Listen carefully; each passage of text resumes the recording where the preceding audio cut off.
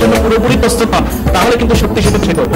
এর আগের ম্যাচে যেদিন আমরা ধারাবাহিক করতে এসেছিলাম সেমিফাইনালের দিন, সেদিন জাতীয় কোচ ডিরো কিন্তু মাঠে ছিলেন এবং তার সাথে খেলা শেষে আমি কিছু কথা বলার সুযোগ পেয়েছিলাম।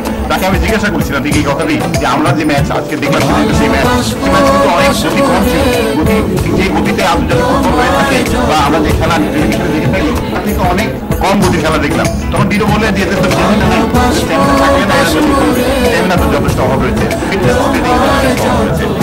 কোচ কিন্তু মোটেও সন্তুষ্ট নন যে ফিটনেস আমাদের খেলোয়াড়দের জাতীয় দলের খেলোয়াড়রা রয়েছে সেটা নিয়ে মতো অবস্থায় মাত্র 3 সপ্তাহ তাকে দেওয়া হয়েছে জাতীয় দলটিকে করে নেওয়ার জন্য।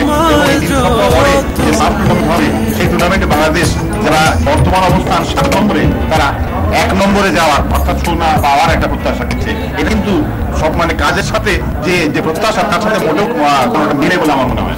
আপনাকে আরো একটা বিষয় বলতে হবে যে খেলোয়াড়দের রিসিভিং এর ব্যাপারটি ঠিক মতো কিন্তু বল রিসিভ করতে পারেননি, অনেক সময় আমরা লক্ষ্য করেছি, যার কারণে 3 বা 4টির বেশি পাস নিজেদের মধ্যে তারা কিন্তু খেলতে পারছিলেন না। ওই একই কথা এসে যায় যে রিসিভিং ডিস্ট্রিবিউশন সবকিছু ঠিক হবে যখন তোমার স্টেমিনা বেশি থাকবে, তোমার শারীরিক দক্ষতা যখন ঠিক থাকবে, তখন রিফ্লেক্সেসটা যখন তোমার নিয়ন্ত্রণে থাকবে তখন তুমি বলকে সঠিকভাবে রিসিভ করতে পারবা এবং তুমি বলটাকে যেখানে তুমি দিতে চাইবা সেখানে বলটাকে পাঠাতে পারবা। কিন্তু শরীরে যদি ফ্যাটিক থাকে, শরীর যদি পরিশ্রান্ত থাকে, তোমার কন্ট্রোলে তোমার দেহের অঙ্গ থাকে না, সে কারণেই সঠিকভাবে বল ধরাও যায় না, সঠিকভাবে বল ডিস্ট্রিবিউট করা যায় না। আমরা দেখতে পাচ্ছি প্রথম শটটি নেবেন মোহামেডান স্পোর্টিং ক্লাবের আরিফুল এবং আবাহনী গোলরক্ষক এবং আবাহনী দলের অধিনায়ক বিপ্লব ভট্টাচার্য, তিনি গোলের নিচে তার অবস্থান নেওয়ার জন্য প্রস্তুত হচ্ছেন।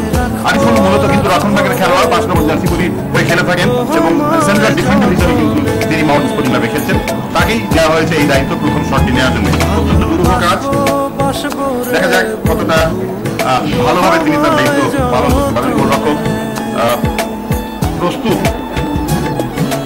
বিপ্লব ভট্টাচার্য এই গোল প্রতিহত করার জন্য বা এই শট মোকাবেলা করার জন্য। অনেকটা কিন্তু একটা মেন্টাল টাসল, এই কথা অবশ্যই বলতে হবে।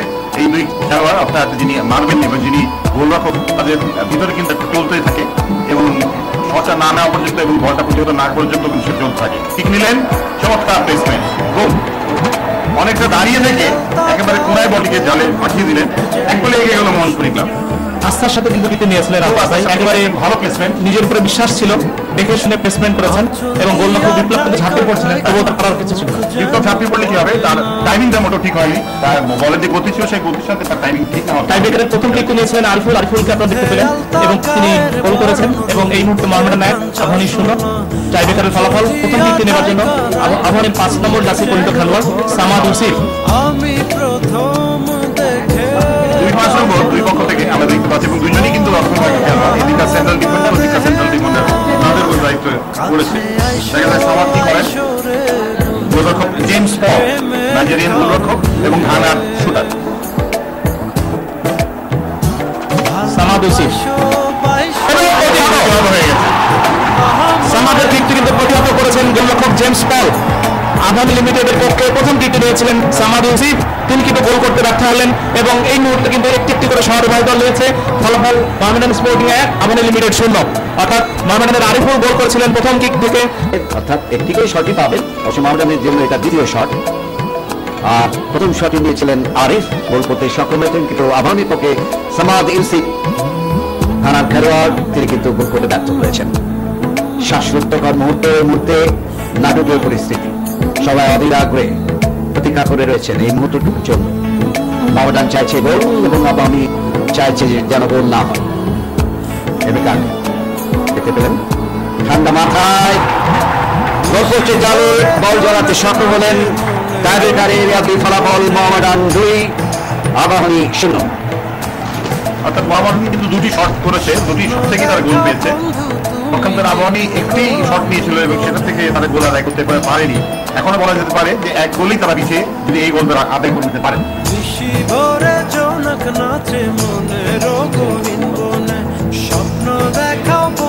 3 মোহাম্মদ শরীফ আবাহনী লিমিটেডের পক্ষে দ্বিতীয় কিকটি নেবার জন্য তিনি এসেছেন। ঘানার খেলোয়াড়, বিদেশি রিক্রুট, তিনি কিক নেবেন। প্রস্তুত জেমস পল।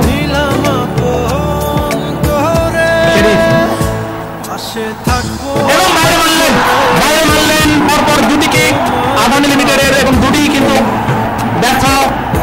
দ্বিতীয় কিকটিও কিন্তু অনেক উপর দিয়ে হলো নাইজেরিয়া এবং ঘানার দেশের লড়াই আমরা বিশ্বকাপে প্রায় দেখে থাকি। ঘানাবি জানেন বিশ্বকাপের চ্যাম্পিয়ন এবং এখানে কিন্তু সেই দিন যেভাবে রাখতে হলে আমার মনে হয় এটা নিঃসন্দেহে হতাশ করেছে আমার এই রাজনৈতিক সমর্থক।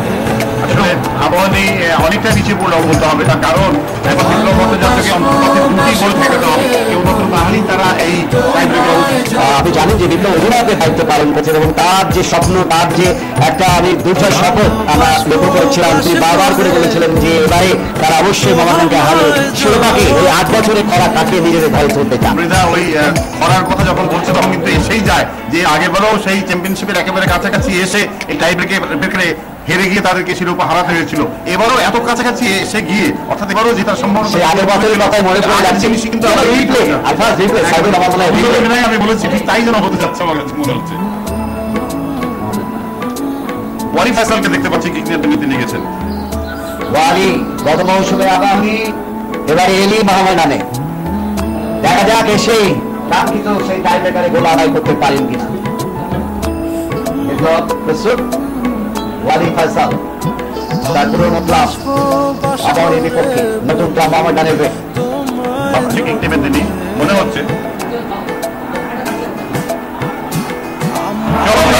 খুবই ভালো শট, চমৎকার প্লেসমেন্ট ছিল, যথেষ্ট আস্থার সাথে মেরেছেন।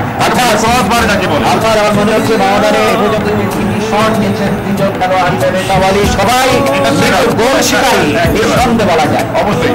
এবং কিছুটা মনে হচ্ছে যে তারা বোধ হয় পেনাল্টি ঠিক নেওয়ার একটা অনুশীলন করেছেন।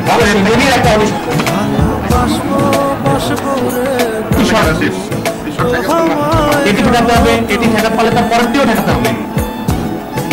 অর্থাৎ এই 2টি শট অবশিষ্ট রয়েছে মোহামেডান স্পোর্টিং এর জন্য, আর যে কোনো একটি থেকে গোল আদায় করতে পারলেই যথেষ্ট হবে। হাসান আল মামুন এসছেন পরবর্তী কিকটি নেবার জন্য মোহামেডান স্পোর্টিং এর পক্ষে। হাসান মামুন কোনো অভিজ্ঞ খেলোয়াড়, যদি ভর্তি খেলোয়াড় হিসেবে একবারে শেষ মধ্যে তিনি মাঠে নেমেছেন এবং সেই অভিজ্ঞতার ঝুলিকে আমার মনে হয় আরো পরিপুষ্ট করে তুলতে চান যদি তিনি এই গোলটি করতে পারেন। এবং এই সাথে চ্যাম্পিয়ন 4-1 করে টাই ব্রেকারে প্রতিপক্ষ আবাহনী লিমিটেডকে পরাজিত করে মোহামেডান দ্বিতীয়বারের মতো অর্থাৎ চ্যাম্পিয়ন হওয়ার গৌরব অর্জন করল। যে শিরোপা আবাহনী লিমিটেডের জন্য অবহার ছিল 8 বছর, সেটি এখন আমরা বলবো 9 বছর ধরে অবহার হয়ে গেল। এবং পরপর সুপার কাপের ফাইনাল এবং তারপরে এই ফেডারেশন কাপের ফাইনাল, 2টি ফাইনালে কিন্তু আবাহনী পরাজিত হয়েছিল প্রতিদ্বন্দ্বী মোহামেডান স্পোর্টিং এর কাছে। অভিনন্দন বিজয়ী মোহামেডান স্পোর্টিং এর খেলোয়াড়দের জন্য এবং একই সাথে অভিনন্দন বিজিত আবাহনী লিমিটেডের খেলোয়াড়দের জন্য। আমি ইসলাম বাবু আনন্দের আতিশয্য একেবারে তুলে জড়িয়ে ধরলেন হাসান মামুনকে সেই গোলটি করার জন্য।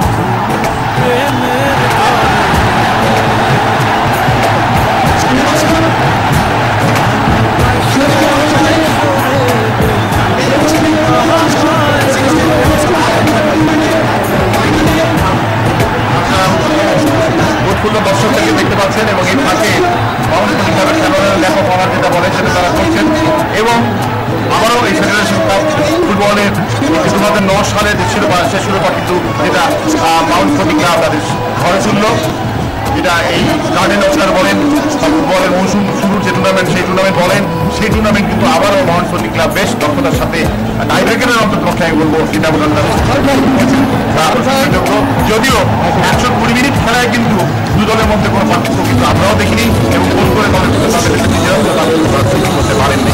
তবে টাই ব্রেকারে অবশ্যই মোহামেডান স্পোর্টিং ক্লাবের খেলোয়াড়রা রেখেছে অল্প 4 থেকে 4 পর্যন্ত আবাহনী প্রথম দুটি শট ব্যর্থ হয়ে যায় এবং তৃতীয় শট থেকে গোল আসে। এবং যেহেতু এরপরে আর পরেও খেলার ফলাফল আর পাল্টানো যাবে না, যেহেতু এখানেই খেলা শেষ হয়েছে, মাউন্ট স্পোর্টিং ক্লাবের ক্লাব এবারে ফেডারেশন কাপের শিরোপা নিজেদের ঘরে নিয়ে গিয়েছে। আমার মনে হয় আজকে দিকে যে খেলার ধরন যেটা আমরা লক্ষ্য করেছি সেটা থেকে স্পষ্টভাবে প্রতীয়মান হয় তারা কিন্তু একেবারে ক্লান্ত যে প্রশংসনের পূর্ণ প্রদর্শন করেছে। একে বড় আগমন সারি তারা যে প্রাধান্য বিস্তার করতে সক্ষম হয়েছিল কিন্তু শেষ পর্যন্ত তা ধরে রাখতে পারি আমার মনে হয় এখন ভাগে অন্তত ব্যর্থতার কারণে। বিশেষ করে শরীফ বিন মোহাম্মদ। অন্যদিকে পরবর্তী পর্যায়ে আমরা লক্ষ্য করেছিলাম নিরামলকে মাঠে নামিয়েছেন কোচ অমরেশ সেন, কিন্তু তাতেও কোনো কাজ হয়নি। আসলে শুটিং ব্যর্থতা, গোল করার ব্যর্থতা একটা দলকে কতটা নিচে নিয়ে যেতে পারে, বিশেষ করে ওই বিজয়ের দৃষ্টিকোণ থেকে তা অবশ্যই অনুমান করা যায়, যেটা আজকে অন্তত আমরা আবাহনীর ক্ষেত্রে লক্ষ্য করলাম। আমার মনে হয় আবাহনী খেলা দেখেছি, অবশ্যই একটা আশা জাগনি সুরের সাপোর্টারদের মধ্যে। কিন্তু টাই ব্রেকার এমন একটা পর্ব যাকে আমি অনেক সময় হার্ট ব্রেকার নামে আখ্যায়িত করেছি, কারণ এই পর্বে যে দল হয়ে যায় তাদের হৃদয় কিন্তু থেকে খান খান হয়ে যায়। আজকে অন্তত যে গোল করার যে ব্যর্থতা অন্তত আবাহনীর খেলোয়াড়দের, সেটাই কিন্তু আমার মনে হয় এদেশের অগণিত যারা আবাহনীর সাপোর্টার রয়েছেন, সমর্থক রয়েছেন, তাদের হৃদয়কে একেবারে ভেঙে দিয়েছে। তবে এটাই কিন্তু শেষ কথা নয়, বড় কথা একটা দল হয়তো হারবে, কিন্তু এই হারার থেকে তাদের অনেক শিক্ষা নিতে হবে আগামীতে।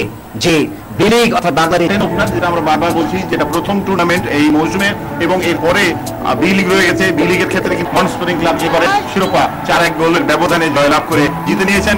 সামনে অনেক টুর্নামেন্ট রয়েছে, পরে খেলা গড়ে অতিরিক্ত সময়ে, সেই অতিরিক্ত 30 মিনিটের সময় কোনো পক্ষ গোল করতে পারেনি এবং শেষ পর্যন্ত খেলা এই অবস্থা। আমরা আছেন সালাম মুর্শিদি, আছেন বাংলাদেশ ফুটবল ফেডারেশনের সভাপতি এবং সহসভাপতি। সুতরাং আসলেই আমাদের দু দলের খেলোয়াড়রা আসলেই পুরস্কার বিতরণী অনুষ্ঠান শুরু হবে এবং আমাদের পক্ষ থেকে সেখানে চৌধুরী জাফরুল সভাপতি অপেক্ষায় আছেন। আমরা তার কাছে আপনাকে নিয়ে যাবো। যে কথা বলছি যে দর্শকরা কিন্তু একেবারে মাঠ ছেড়ে চলে গেছেন তা নয়। আমরা জানি দু দলের সমর্থক প্রচুর, আবাহনী স্পোর্টিং ক্লাবের যে পরিমাণ সমর্থক রয়েছে সমপরিমাণের সমর্থক রয়েছে আবাহনীর। দু দলের সমর্থকরা কিন্তু তাদের দলকে একেবারে মনে প্রাণে সমর্থন করে থাকেন। সুতরাং অনুষ্ঠান পুরোপুরিভাবে শেষ না হওয়া পর্যন্ত এবং যে উৎসব, আনন্দ উৎসব, বিজয়ের যে আনন্দ উৎসব, সেটাতে অংশগ্রহণ না করে তারা কিন্তু মাঠ ছাড়বেন না। এটার জন্য একটা জিনিস আজকে যে আনন্দ উৎসব, এই উৎসব কিন্তু ভাগাভাগি করে নিয়ে দেশের প্রিমিয়ার ক্রিকেট লিগে টি-20 যে প্রতিযোগিতা আজকে সেমিফাইনাল হয়েছে, সেখানে আমাদের চিরপ্রতিদ্বন্দ্বী মোহামেডানকে তারা হারিয়েছে। সুতরাং এই আনন্দের যে আমি বলবো রেস, এটাকে আরো ভালোভাবে ধরে রাখতে পারতো যদি আমাকে আজকে মোহামেডানকে পরাজিত করতে। কিন্তু মোহামেডান আজকে অন্তত এই ফুটবলে ফেডারেশন কাপে প্রতিপক্ষ প্রতিদ্বন্দ্বী আবাহনীকে পরাজিত করে আমার মনে হয় এই উৎসবকে তার ভাগাভাগি করে। এটা কিন্তু সবচেয়ে বড় হবে। তবে ক্রিকেটের ফলাফলটা অনেকেই কিন্তু আপসেট বলে আখ্যায়িত করতে চাচ্ছেন, তার কারণ ক্রিকেটের যে ফর্মে এবারে মাউন্ট স্পোর্টিং ক্লাব খেলছিল তাতে কিন্তু মনে হচ্ছিল যে মাউন্ট স্পোর্টিং ক্লাব সহজেই ফাইনাল পর্যন্ত চলে যাবে। ক্রিকেট সেখানে সবাই আমরা সেই কাঙ্ক্ষিত ট্রফিগুলো দেখতে পাচ্ছি, চ্যাম্পিয়নশিপ ট্রফি, রানার্স ট্রফি, এছাড়া আপনারা জানেন এই আরো অনেক পুরস্কার রয়েছে। সেরা তথা সর্বোচ্চ গোলদাতা, ফাইনাল ম্যাচে সেরা খেলোয়াড় এবং পুরো টুর্নামেন্টের সেরা খেলোয়াড়, ফেয়ার প্লে ট্রফি এবং ফেয়ার প্লে ট্রফি ইতিমধ্যে ব্যারিবার স্পোর্টিং ক্লাব সিলেটে তারা লাভ করেছে, মানে তারা মনোনীত হয়েছে ট্রফিগুলো এবং কিছু করে তারা এই ট্রফি গ্রহণ করবেন। আজকে এই ফাইনাল ম্যাচে আমাদের মাঠে উপস্থিত হয়েছেন, তিনি হচ্ছেন গণপ্রজাতন্ত্রী বাংলাদেশ সরকারের মাননীয় যুব ক্রীড়া প্রতিমন্ত্রী মাহাদ আলী সরকার, বাংলাদেশ ফুটবল ফেডারেশনের সভাপতি, যার নেতৃত্বে মনে হয় ফুটবলে একটা বিপ্লব সূচিত হয়েছে, সেই কাজী সালাউদ্দিন রয়েছেন, সিনিয়র সহসভাপতি সালাম মুর্শিদি রয়েছেন, বাংলাদেশ ফুটবল ফেডারেশনের অন্যান্য কর্মকর্তা হারুনা রশিদ, কাজী নাবিল আহমেদ সহ আরো অনেককেই আমরা দেখতে পাচ্ছি। তারা অধীর আগ্রহে প্রতীক্ষা করে যাচ্ছেন সেই মুহূর্তটুকুর জন্য। আনোয়ারুল হক হেলাল, সেই সাথে আরো অনেকে রয়েছে।